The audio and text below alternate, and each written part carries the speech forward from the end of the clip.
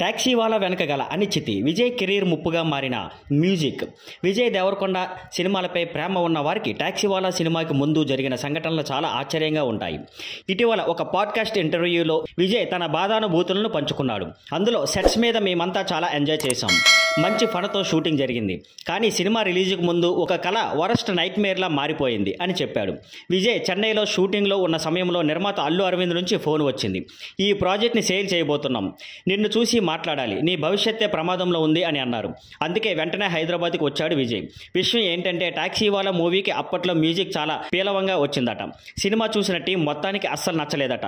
Comedy, thrill, suspense ఏది పనిచేయలేదు. సీన్లు బోరుగా, సౌండ్ ఎఫెక్ట్స్ సీరియస్గా ఉండేలా లేవు. అందరూ జోకులా కనిపించే వాళ్ళం.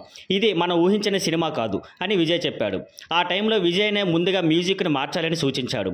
వెంటనే చెన్నైకి వెళ్ళి జేక్స్ బీజియో అనే మ్యూజిక్ డైరెక్టర్ను పెట్టాడు. ఆయన మంచి బీట్స్తో సినిమాలో నూతన శక్తిని నింపాడు. అలా టాక్సీ వాలా ఫైనల్గా రిలీజ్ అయ్యి హిట్ అయింది. అప్పుడు విజయ్కి భయంగా అనిపించిందట.